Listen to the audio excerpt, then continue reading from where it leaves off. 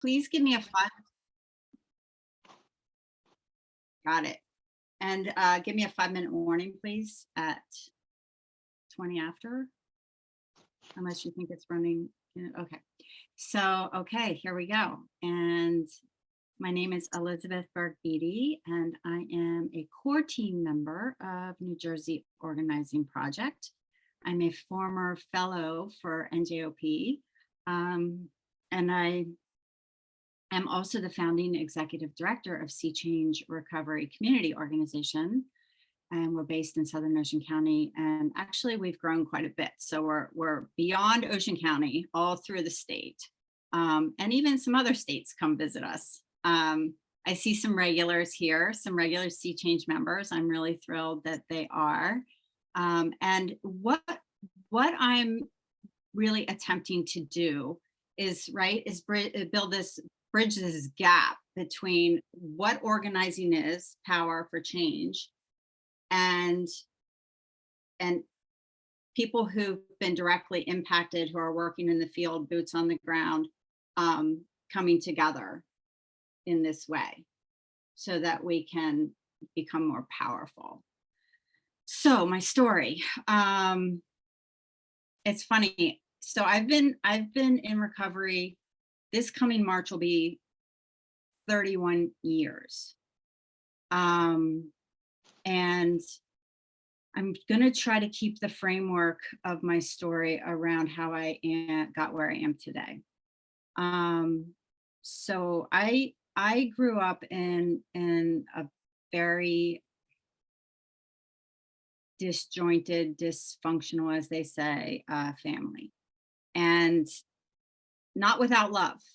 Love, lots of warm hugs, and um, lots of struggles, personal struggles that I can now recognize in my parents. With that being said, there was very little stability, very little consistency in the way that we were brought up. And my mother married and divorced 3 times. There was a lot of abuse that happened.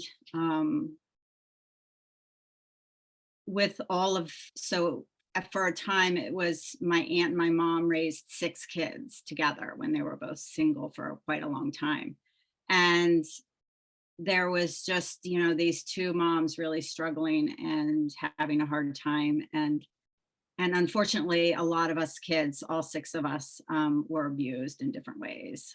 So there was a lot of trauma that happened. And, a lot of economic struggle for my mom especially, and my aunt. So as a child, who was abused but also had to hold the house together, and take care of her brothers and just take on a lot of responsibility. As soon as I was old enough to experiment with drugs and alcohol, I was like all in, because I needed an outlet. I needed an escape. The pressure was horrible. The trauma was horrible. I loved my mom, but I was not getting cared for properly. And when I tell my story, I always share, like, I had this kind of good girl, bad girl complex thing where, it's like, I did really well in school. I kind of forced myself to keep my grades up. I went to the college I wanted to go to. I went to Guilford College in Greensboro, North Carolina, where Roman goes to school now, the Sea Change Fellow. And, I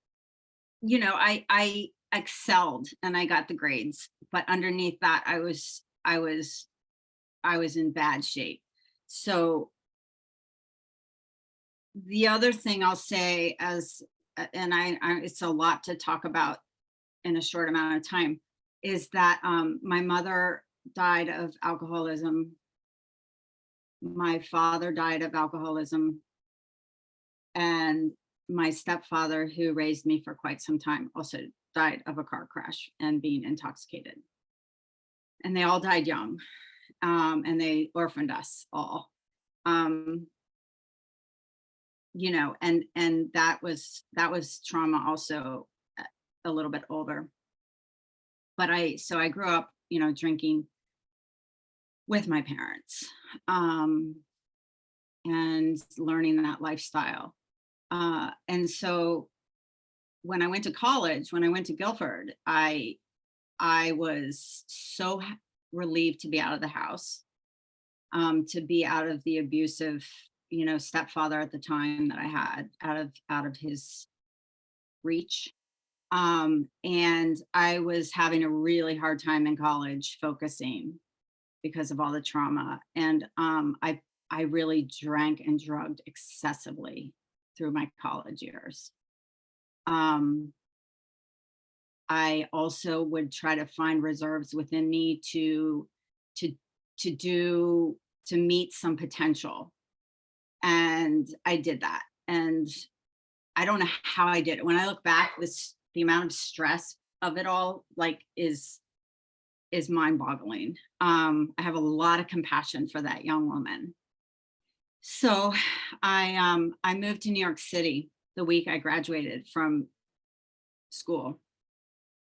And that's where I went downhill really fast because I was from North Carolina. And I moved to the big city and I didn't know anybody. And I had a drug problem and an alcohol problem. And I got in a lot of trouble really quickly. And I also held down my new career that I was, kind of faking that I could handle. Um, but I would show up sick. I would do what I had to do to hold my job. And I managed somehow, but I also ended up in really bad places physically in neighborhoods, and things had happened. And, I kept waking up like, oh my gosh, like I'm in danger. I'm in danger. I don't know how to fix this. And I was sick physically.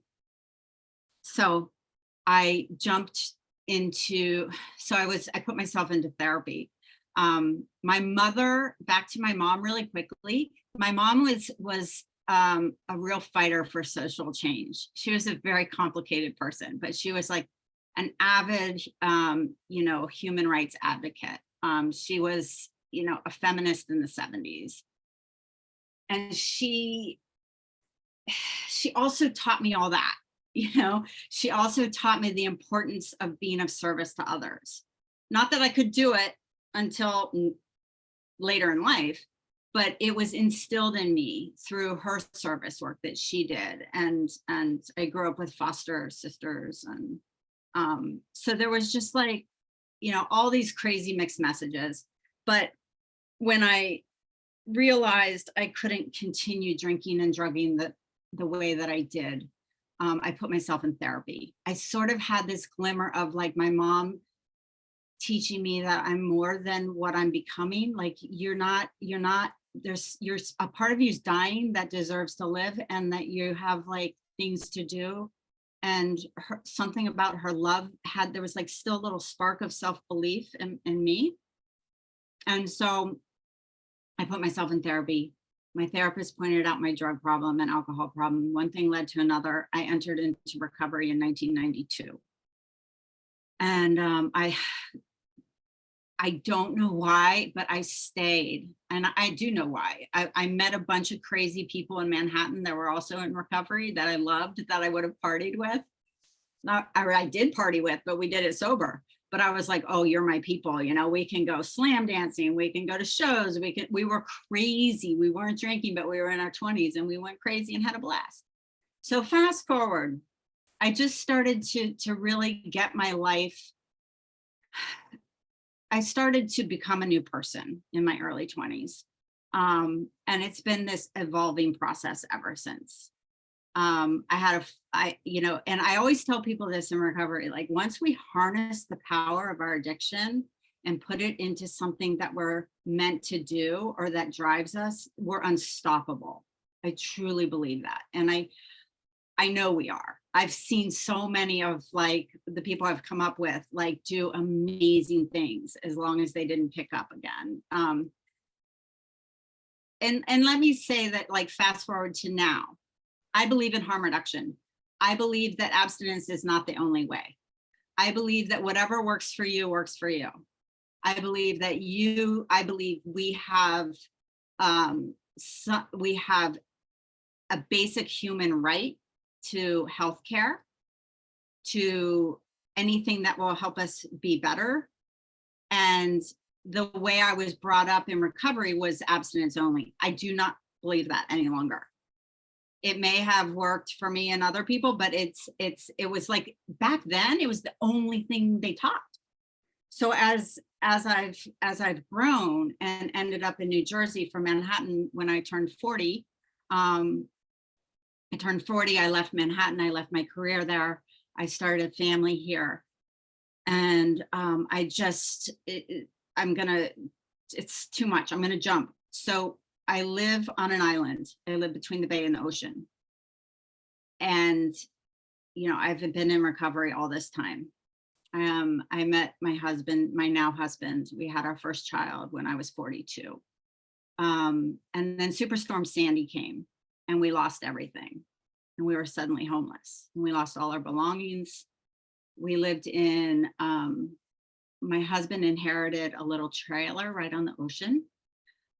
We were about to put it up for sale because we had a baby and we were all three crammed into this little, I downsized from Manhattan, obviously. Well, actually, that's not true. It was about the same size as my apartment in Manhattan. It just was like a lot less expensive. Anyway, so when I lost everything and my whole neighborhood in Holgate on Long Beach Island was devastated, I met Amanda, who's the founder of New Jersey Organizing Project. And I had never heard about organizing, and it shocked me because I went to Guilford College, which is, a very strong like social justice, vibe there. And I was too drunk and high to appreciate it, even if it was taught to me. However, Amanda, really showed me by bringing me into NJOP to help my community that had been flattened. And the best way for me to feel empowered during that time when we were rebuilding our lives was to give back. And I had learned that through my recovery. And while that happened, as the years went on, I became much more proud of my recovery. I redefined this whole thing of like, I learned about harm reduction. I learned that there, a body autonomy, like all kinds of, forward thinking ways to look at recovery. I became a certified peer recovery specialist. I started doing support groups in my community because there was nothing here. And there were a lot of families and people were, kids were dying, and some of it came out of the storm, but some of it, like I just started wearing my recovery like a badge of honor out in the public like crazy, and then offering the skills that I had through crisis counseling and things like that were instilled in me by my mom.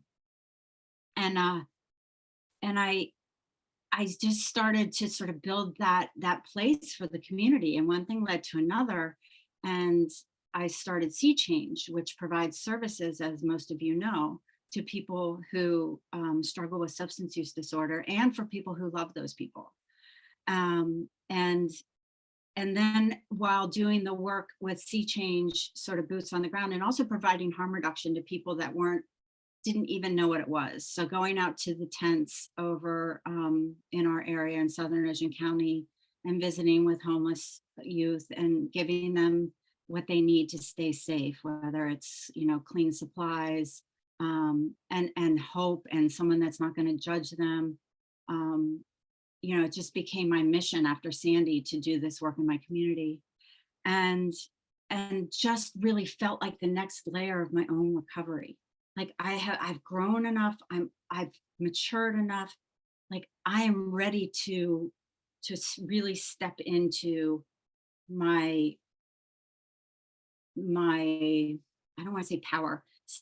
Power's good, but step into my potential of like really creating real change. So from there, went back to Amanda and I said, Sea Change is doing these, and these, we're doing support services and harm reduction, and we really, let's merge with NJOP and let's work on ending the stigma and ending overdose.